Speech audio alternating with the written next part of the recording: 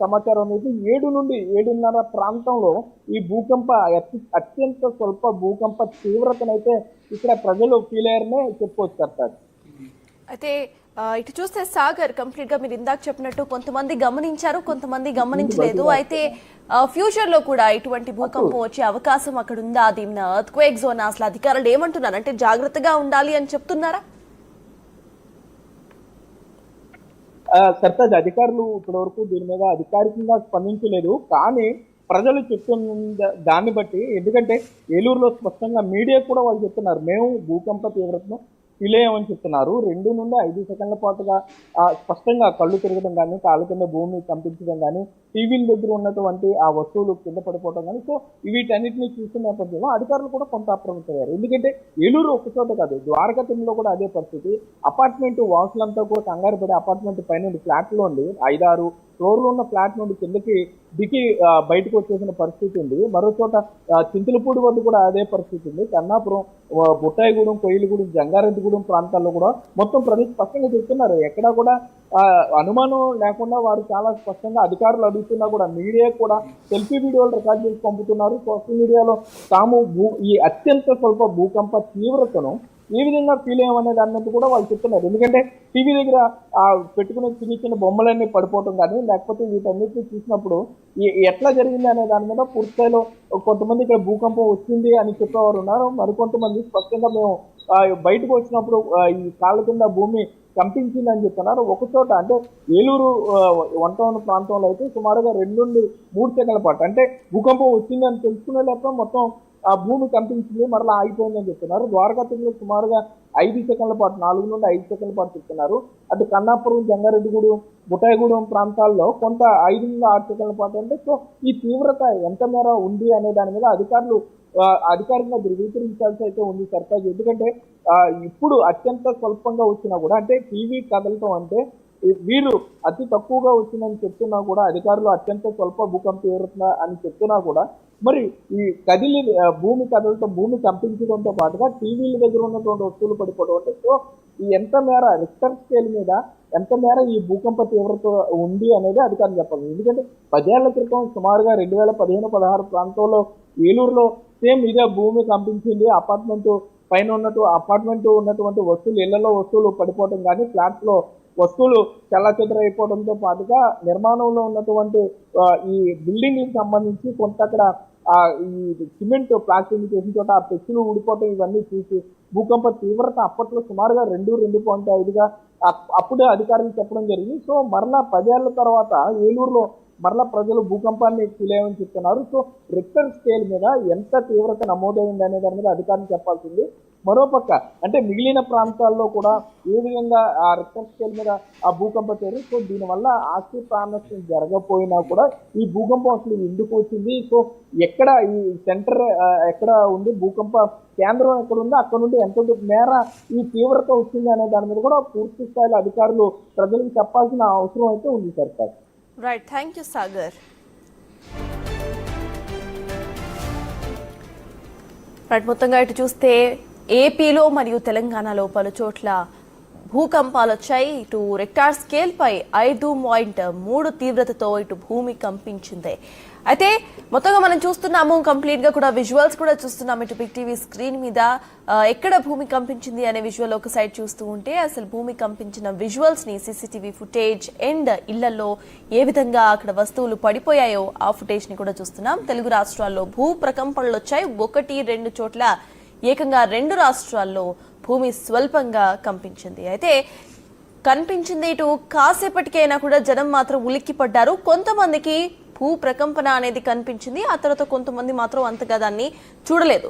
But భయంతో మాత్రం చాలా మంది ప్రజలు బయటకు పరుగులు తీశారు. కొన్ని సెకండ్ల పాటు షాక్ లో ఉండిపోయారు. అసలు ఎర్త్ క్వేక్ ఫ్రీ జోన్స్ లో కూడా ఇటు ఎర్త్ క్వేక్స్ వచ్చాయి. ఈసారి చాలా చోట్ల ఇంట్లో వస్తువులు చెల్లాచెదురుగా పడిపోయాయి. ఎటువంటి ప్రాణ నష్టం, ఆస్తి నష్టం జరగకపోయినా కూడా చాలా ఏళ్ల తర్వాత ఇటు భూమి ప్రకంపించడం వల్ల అక్కడ ప్రజలు కూడా తీవ్రంగా భయపడ్డారు. ఫ్యాన్స్ ఊగిపోయాయి, గోడలు బీటలు వారాయి. దాదాపు 20 ఏళ్ల తర్వాత ఇటు తెలంగాణలో భూప్రకంపన రావటం, ఇక ఇదే అతిపెద్ద భూప్రకంపన అని కూడా నిపుణులు చెబుతున్నారు. ములుగులో 5.3 తీవ్రతతో ఇటు రెక్టార్ స్కేల్ పై ఎర్త్ క్వేక్ నమోదైనట్లుగా స్పష్టం చేశారు అధికారులు. ఇక గోదావరి తీరం వెంబడి భూమి కంపించినట్లుగా తెలుస్తోంది.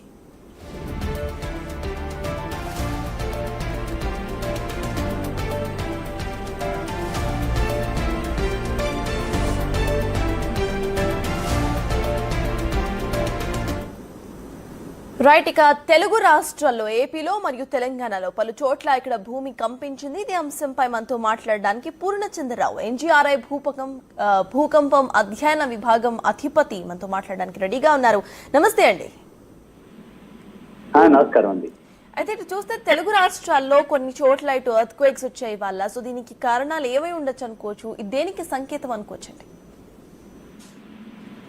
ఈ రోజు ఉదయం వచ్చినటువంటి భూకంపం ఇది కొంచెం మ్యాగ్నిట్యూడ్ పెద్దదే అనమాట. 5 magnitude above 5 magnitude. And usual గా తెలుగు రాష్ట్రాల్లో అంత పెద్ద భూకంపాలు జనరల్ గా రావు. గతంలో మనకి వచ్చినవి కూడా 5.7, 5.4 ఆ రేంజ్ లోనే ఉంది. ఇది ఏరియా ఏంటంటే కొంచెం గోదావరి రివర్ బెల్ట్ కి దగ్గరలో ఉంది.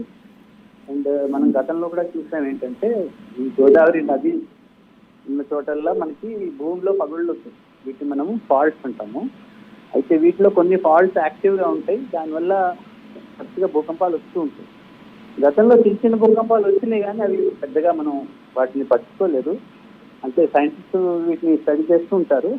ఇప్పుడు ఈ రోజు వచ్చినటువంటి భూకంపం కొద్దిగా ఈ రివర్ బెల్ట్ అంటాం, లేదా రిఫ్ట్ వ్యాలీ అంటాం, దీనికి గోదావరికి దగ్గరలో ఉండడాన ఈ భూకంపం వచ్చింది. దీన్ని ఇంకా ఫర్దర్గా స్టడీ చేయాలి. ఎందుకంటే మనకి లాస్ట్ 5 magnitude ఎర్త్క్వేక్ వచ్చింది మనకి భద్రాచలంలో, తర్వాత ఒంగోలులో 60s లో 1967, 1969 అప్పుడు వచ్చినాయి అనమాట. ఇప్పుడు మళ్ళీ మనం ఇప్పుడు చూస్తున్నాము 5+ అనమాట. సో దీన్ని కొంచెం డీటెయిల్గా స్టడీ చేయాలి. కానీ బేసికల్లీ దీనికి కారణం మాత్రం ఈ గోదావరి రివర్ బెల్ట్ లో ఉన్నటువంటి ఫాల్స్, భూమిలో ఉన్నటువంటి ఫాల్స్ అవి యాక్టివేట్ అయినప్పుడు ఎర్త్క్వేక్స్ వస్తాయి అన్నమాట. అయితే పూర్ణచంద్రరావు గారు, ఇటు చూస్తే గోదావరి తీరం వెంబడి కూడా ఇటు ఎర్త్ క్వేక్స్ వచ్చాయి కాబట్టి అంటే ఇటు రివర్ ఫ్లో కూడా డిస్టర్బ్ అయ్యే అవకాశం ఉందనుకోవచ్చా? దాని వల్ల ఏమైనా ప్రమాదం ఉందనుకోవచ్చా? లేదండి, ఇప్పుడు ప్రమాదం అంటే ఏమి ఉండదు. ఎందుకంటే ఎర్త్క్వేక్ అయిపోయింది ఆల్రెడీ. అండ్ దీని తర్వాత చిన్న చిన్న భూకంపాలు వస్తే రావచ్చు. వాటిని మనం ఆఫ్టర్ షాక్స్ అంటాము. సాధారణంగా కొంచెం పెద్ద భూకంపం వస్తే తర్వాత కొద్ది రోజుల పాటు మనకి చిన్న చిన్న భూకంపాలు రావడం జరుగుతుంది. కానీ దానివల్ల మనం దాని గురించి అంతగా భయపడాల్సిన అవసరం లేదు. సో మెయిన్ భూకంపం అయితే వచ్చేసింది ఆల్రెడీ. ఇది ప్రస్తుతం దాని గురించి అంతగా భయపడాల్సిన అవసరం లేదు. ప్రెసెంట్ మనం చూస్తే 5.3 తీవ్రతతో ఇక్కడ భూమి కంపించినట్టుగా తెలుస్తోంది. అయితే 10 seconds ఎర్త్ క్వేక్ అనేది ఫీల్ అయ్యారు జనాలు. అంటే 10 seconds అనేది ఎక్కువసేపు అనుకోవాలా అండి, లేకపోతే ఫైన్ బెటర్? అంటే నెక్స్ట్ టైం కూడా ఇటువంటి సిచ్యువేషన్స్ వస్తే ఎటువంటి జాగ్రత్తలు తీసుకోవాలని చెప్తారు? ఫస్ట్ ఆఫ్ ఆల్ భూకంపం పెద్దదైనప్పుడు భూకంపనం అనేది ఎక్కువసేపు ఉంటుంది. సో చిన్న భూకంపం అయితే చాలా తక్కువసేపు ఉంటుంది అనమాట. సో అందుకని ఇంత డ్యూరేషన్ ప్రజలు ఫీల్ అవ్వడం జరిగింది.